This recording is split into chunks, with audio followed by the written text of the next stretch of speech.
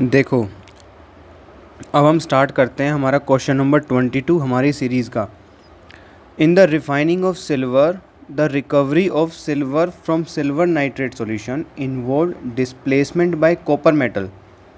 Write down the reaction involve.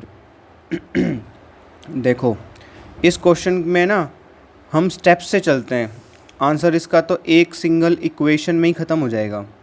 मैं ये equation लिख दूंगा और आंसर ख़त्म, लेकिन समझ कुछ नहीं आएगा, मज़ा कुछ नहीं आएगा। तो हम देखते हैं ज़रा कैसे अटैम्प्ट करें इस क्वेश्चन को। देखो, कोई भी रिएक्शन लिखी जाती है ना, तो वो एक स्टेप्स फॉलो करती है। सबसे पहले वो स्टेप क्या होता है, उसको वो एक किस फॉर्म में होती है, वो सबसे पहले एक स्टेटमेंट फॉर्म में होती है। स्टेटमेंट बनती है उसकी, उसके बाद वो वर्ड फॉर्म में आती है। ये हम पहले डिस्कस कर चुके हैं प्रीवियस वीडियोस में, पर मैं दोबारा से आपको बता देता हूँ।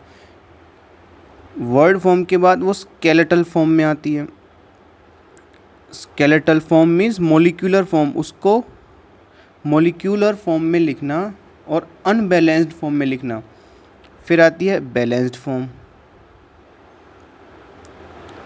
तो देखो, ये 4 स्टेप्स होते हैं, तो हम 1 बाय 1 करते हैं इसको।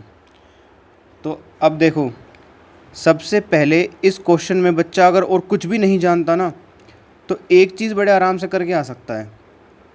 देखो, खुद ही कह रहा है क्वेश्चन, रिफाइनिंग ऑफ सिल्वर चल रही है, recovery of silver from silver nitrate solution, यानी कि सिल्वर की, देखो रिफाइनिंग हो रही है सिल्वर की। रिफाइनिंग का मतलब रिकवर करना, तो इसका मतलब इन्होंने खुद ही समझा दिया कि रिफाइनिंग मतलब हम रिकवर कर रहे हैं। रिकवर सिल्वर को ही कर रहे हैं, सिल्वर नाइट्रेट से कर रहे हैं। अच्छा, ठीक है। उसके बाद डिस्प्लेसमेंट मेथड से कर रहे हैं, और किससे डिस्प्लेस करा रहे हैं, कॉपर मेटल से डिस्प्लेस करा रहे हैं।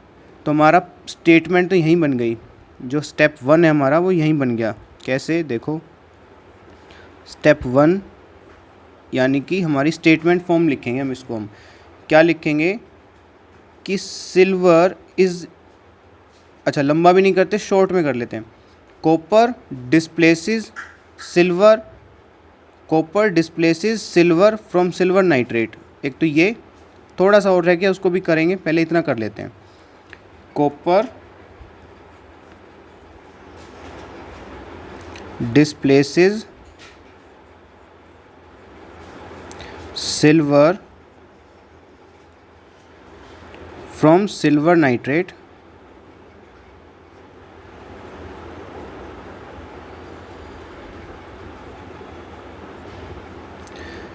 ठीक है। उसके बाद क्या हो रहा है, कॉपर ने डिस्प्लेस कर दिया सिल्वर को from silver nitrate and forms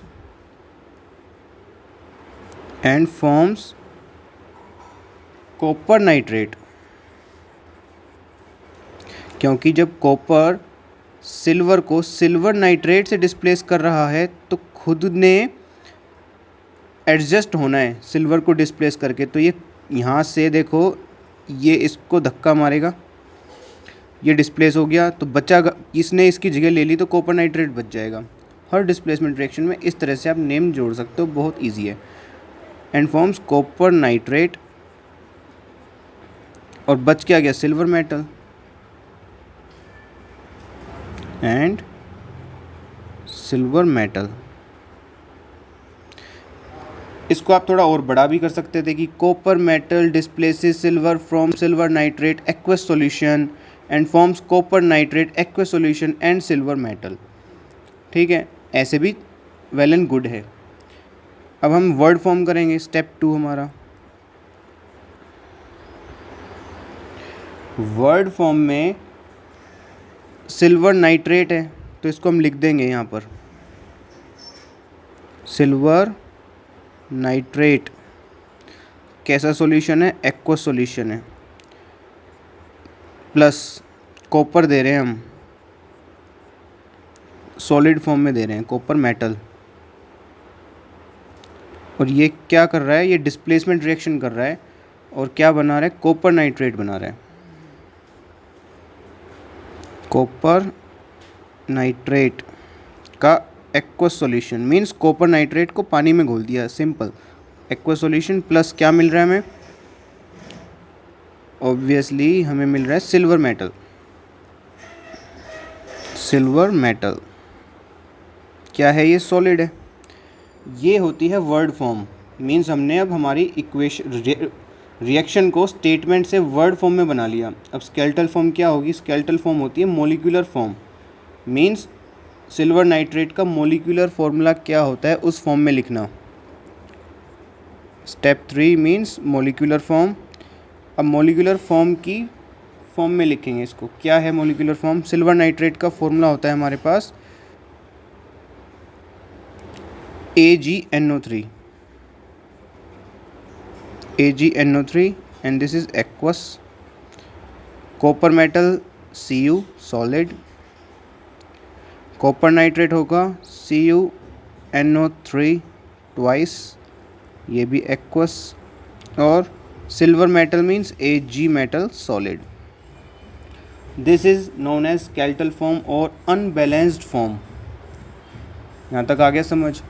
अब स्टेप 4 करते हैं बैलेंस्ड। तो चलो आपको मैं स्टेप 4 करके ही दिखा देता हूँ। यहाँ पे स्टेप 4 में हम देखो, अब स्टेप फॉर्म में क्या करेंगे, हम इसको बैलेंस करेंगे। तो पहले तो इसको एज इट इज़ लिख देते हैं, AgNO3 एक्वस। हम ऊपर वाली में ही बैलेंस कर सकते थे, लेकिन हम इसको बैलेंस करके और अच्छे से लिख देते हैं।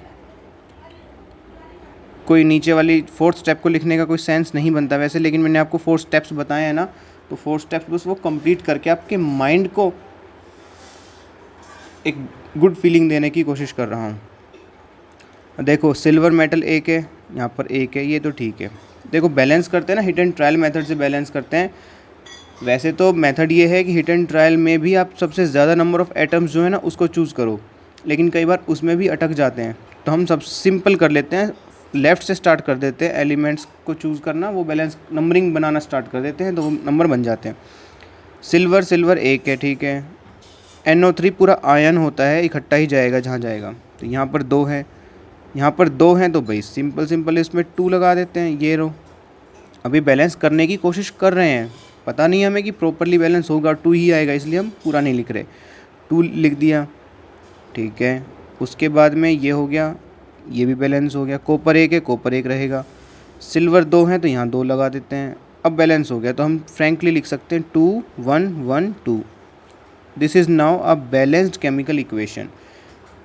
Write down the reaction involve. ये इस रिएक्शन की बात हो रही थी जो स्टेप 4 में मिली है हमें।